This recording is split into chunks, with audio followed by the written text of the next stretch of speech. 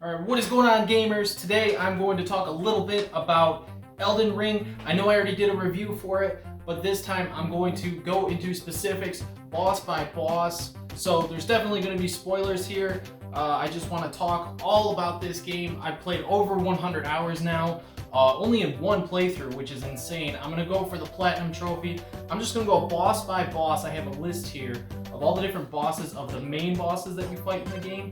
I'm going to go through them and just talk about them a little bit because I still seriously cannot stop playing this game. I beat like all 83 bosses and I still can't stop playing this game. I have to go back to Horizon Forbidden West because Elden Ring, I just can't stop playing this game. And then Kirby and the Forgotten Land is coming out this week, so there's that too. So the first boss that you run into is actually Tree Sentinel, which is optional. You can wait until you have your horse, or you can take it out before you get your horse. It's meant to be defeated as a horse battle, but it's not a main fight. I just wanted to talk about it because it's the first one that you run into, unless you go underground at the beginning, which a lot of people don't. I did not. I had to go back for that. But Tree Sentinel, really cool. There's a couple other Tree Sentinels in the game. There's a point when you fight two, and then there's a point when you fight a Dragonic one, as they call it. Sorry if the camera shaked a little bit. There's Cat. Can't be helped. So that's really cool. He's very challenging at the beginning of the game. He's honestly a really good tutorial boss, if you ask me. Whether you have the horse or not, whether you want to upgrade and level up and come back, whether you want to challenge yourself against this boss just at the very beginning when you first get there, which some people do. I did not, because I tried it a few times and I was like, no, not gonna work. Alright, so next up would be Margaret the Fallen. Is it the Fallen? I don't know. But Margaret. People call him Margaret, whatever.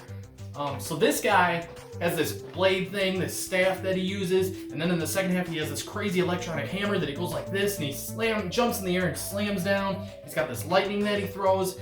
Really, really cool. Like, it's amazing. The bosses in this game are super impressive, but I expect nothing less from Software. But this game, to be honest, probably has the coolest bosses, in my opinion, to any From Software game.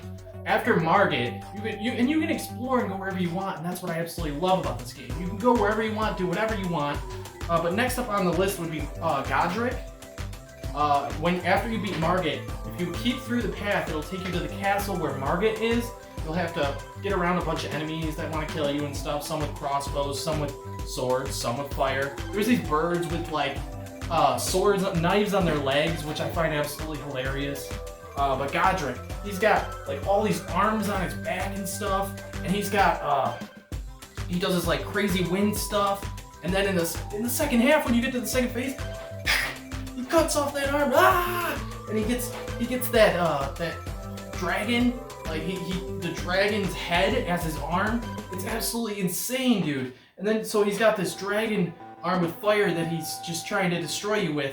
And then he's got his wind, and he combines the wind and fire together. It's absolutely insane. That boss blew me away at how cool he was for a second main boss in the game. Absolutely insane.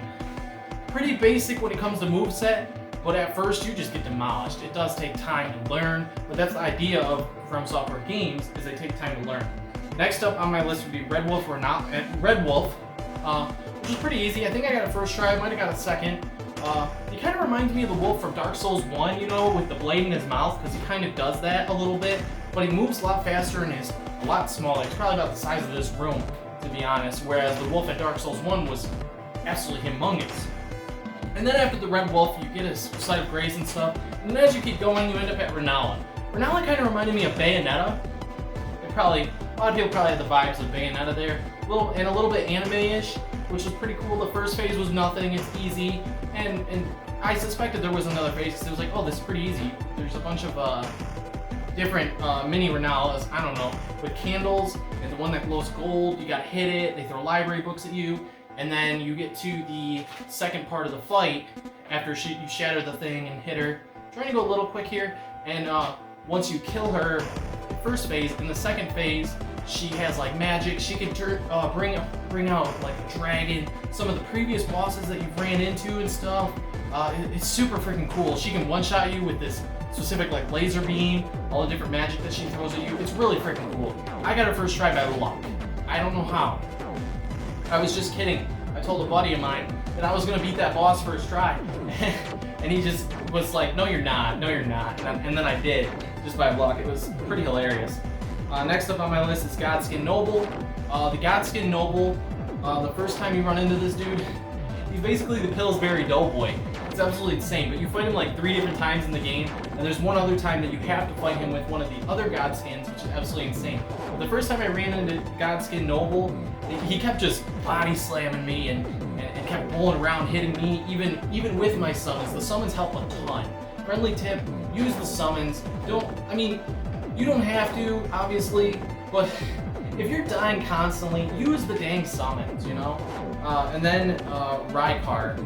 Rykard, funny enough, I didn't know it was a main boss when I first got to it, and the snake kept eating me. It kept snatching me constantly, and I could not get myself to beat it. And then finally, I ended up beating the first phase, and I was really hyped. I thought that was it. It was done. And then I got to the second phase. Boy, oh boy, was I like, well, I guess I'm dead. I tried it a couple times, and then I came back, which I came back and beat it after I leveled up the weapon some more that it gives you, and different things like that. Leveled up my strength and all that some more. And I came back and I got it. There's a way to cheese it too, apparently. I don't think they patched that yet.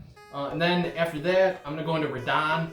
Radon was so cool, dude. Like, this boss, he rides on a mini horse because he doesn't have feet. His feet were cut off. He's a prisoner, or he was a prisoner, left stuck there in the desert by, I think, Melania. I'm not 100% if it's Melania or not. Speaking of Melania, she took me forever to beat, but then I made like a blood build with dual wields, and I demolished her. Absolutely demolished her. It was awesome. But Radon, like, he's got the lightning, he's got these slam attacks, he's got the meteor. Oh my gosh. When I first got hit by that meteor, I'm so glad I wasn't spoiled by that, because when that happened, I got absolutely demolished. Like, I was like coughing and dying, like sweating. I was unbelievable. I was just blown away at Radon and what he does. It was absolutely insane. Radon, probably one of my top fights. I love that. I can't wait to fight him in New Game Plus. I did utilize the summons, but technically the game's kind of wanting you to, and I think it's really cool utilizing the summons because it's like a big celebration battle thing against Radon to take him out as a group, you know? I think that's kind of cooler. Dragonic Tree Sentinel. This was kind of an optional, well, no, it wasn't optional actually. You have to beat him in order to move on in an area to get to the next main bosses. It's basically Tree Sentinel, but with red lightning. Super cool. I like that. The fact that he can one-shot you with his lightning if you don't have a high enough health bar is absolutely insane. My Mimic summon absolutely helped me a lot during that fight. I don't have on this list, but Morgot, the basically Satan of the underworld in the underground area in the game, was absolutely incredible. Okay, I'll admit, there was a cheese, but they patched that. There's actually 2 Mogs. But the first one had wings, and rain blood and all that. I don't know, the second one didn't use wings. It just used some blood stuff. It like rains blood down, he swipes blood, he splashes blood at you. He's got his wings, he's got crazy attacks with that and the blood mix. It's just so freaking cool, dude. Godfrey, the first Elden Lord. I can't really remember him much. He's this gold guy. I beat him second try, I think. He's not very memorable. I don't think there was any cutscenes for him. Because you kind of just go in and you gotta kill him to be able to get to the next boss. And the next boss, major spoilers here, would be Morgot. Margaret, but Morgot. He comes back, and he comes back absolutely crazier. Like, I could not believe I hit this cutscene, and then the dude's staff cracks and rips open a freaking blade, like poisonous purple blade. It doesn't do poison, but like it looks like it'd be poisonous, right? Because it's this purple, insane blade that he brings out, and he does a whole new moveset, and it's absolutely insane. The fact that he was the last dude left out of the main Elden Lords was absolutely crazy to me. Then you got the Fire Giant. Okay, after Margot, you go to the snowy area. I love the different environments in this game, by the way. Absolutely beautiful and awesome. It's not the most beautiful looking game I've played. That might be like Horizon Forbidden West and God of War. However, when it comes to the style of the creepiness and the style of what this game's supposed to be, it's absolutely awesome, and I love the style. Fire Giant, absolutely crazy. There's a dog down here now, but you can't see her, so that's fine, whatever. Fire Giant's absolutely awesome. Like, I love the Fire Giant. The way that he has this fire whip, that he uses, the way he rolls. And then in the second phase, he has those eyes, that one eyeball with the mouth in his stomach. Absolutely crazy, that breathes fire. Just awesome. I had to go level up more in order to beat him because he was so insane. I'm still trying to go through this list pretty quick. Godskin duo, not much to say about that. The one big Teletubby looking one, and then the skinny one, which I had trouble with before at one point. I guess magic you can demolish them pretty quick, but it took me a few tries to get them both because they keep respawning, and you just gotta kill both of them like twice in order to get the health bar all the way down, and it's pretty crazy to me. These bosses, they're just so cool. Malekith.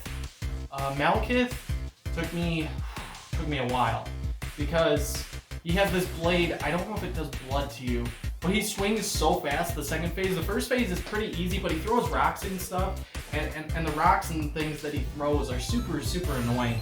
But the blade that he uses in the second phase, when he's got his cloak off and he's looking all sick, that blade, it's like red and black. He like spins around and then he stabs it in the ground and the area explodes. So freaking cool, dude. Like, it's incredible, the bosses in this game. Not to mention, side note, the dragons. Yeah, there's all the regular dragons, but the basically King Ghidorah of this game, he supposedly has 4 heads, I guess, but I only seen 3, but I guess someone said he has 4, but 2 of them are gone then. He only has 2 heads left, but he does all the lightning Ghidorah does. He does the laser beams out of his mouth, all that stuff. It's absolutely incredible. Blows my mind at how cool they made some of these bosses and stuff. They might as well add some like kaijus and stuff in Elden Ring 2, or if they do a prequel to Elden Ring, which they could also possibly pull off. I don't know. Sir Gideon Fafnir, I think that one was pretty basic, I want to say. I can't remember at the moment. Godfrey, first Elden Lord though. That dude, wait, no, Godfrey? Yeah. Not Godfrey, Sir Gideon Fafnir, actually. That dude was insane, so cool. Every time I died to him, I wasn't even mad. Every time I died to him, it was so dang incredible. Just everything to do with this fight. Like, the way that, with his axe, with the lion thing right here, I got the steelbook and I'm like, oh dude, that steelbook, like, that fight paid off completely. And then in the second half when he uses his fists and all that, it's like, dude, what is happening? And then he grabs you, he goes in the air, he slams you down to the ground. Absolutely insane. Now, Godfrey, first Elden Lord, is the final boss of the game. It took me a long time to do this one because the way his attacks move slow, you know, it took me a while to get used to it, even with a mimic or with someone else, one of my other summons. It still took forever to get the hang of the fight, and his lightning attacks and everything just took me forever to get the hang of everything. If you hear steps, it's the dog chasing the cat because, you know, of course, the dude. And then it goes into Elden Beast. And Elden Beast is absolutely beautiful looking. Like, and the music to the fight and everything, it's all so epic. And the Elden Beast has like a glowy star look to it, and it swims through like the liquid on the ground, which I guess it's water that you're walking on. I don't know, it's crazy, but the environment of this fight was so freaking cool, dude. Like, everything about the way that the fight works, it was kind of annoying because it took me so long. I had to do a blood build to be able to beat Melania and the final boss that was really powerful, that was dual wields, because I kept having such a hard time, even with frost build-up damage. I just couldn't get it. I could get to the second phase pretty easy after a while, but it took me so long to figure it out, especially after the patches where they buffed the final boss and everything, and nerfed the Mimic. Like, I had to experiment with different things, and I guess that's what's super cool about this game, is everything to do with the bosses and being able to, you just gotta learn from it, you know? You die, you learn, you die, you learn. That's the whole point in these games, and I think it's super cool. Anyways, guys, the game is wonderful. I'd give it a 10 out of 10. I mean, there's a couple minor things, like, for me, I have a connection issue for some reason to be able to play with people online. My buddy does a little bit. He can't really get summons when he wants to, but I have bad nap type compared to him, so that's kind of my own issue. One minor gripe that I could say that I wish they would have done is when you build, like, have a specific build, if you could save that build onto like a list or something, kind of like Monster Hunter World, the way that works, or some kind of build class setup where you can, not class setup, but you get what I mean, where you can save your class, your setup, your builds in slots or something to where you can choose which builds you want to use and save that build. I wish that From Software would do that, so I guess that's one minor gripe that I hope in their future games they actually add, because they haven't added it yet, and I feel like being able to add to where you can have specific builds and save them so you don't have to keep putting everything, re-equipping everything, that would be awesome. That's my only gripe, I guess. So anyways, guys, let me know what you think of this game. Let me know all your thoughts. And let me know your thoughts on the setup that I'm going with here. I think I'm going to do a lot more videos like this instead of up in the other room because I feel like it's a lot better. Anyways, guys, thanks so much for watching. Be sure to like, hit that subscribe button, and I'll see you guys all in the next one. Later.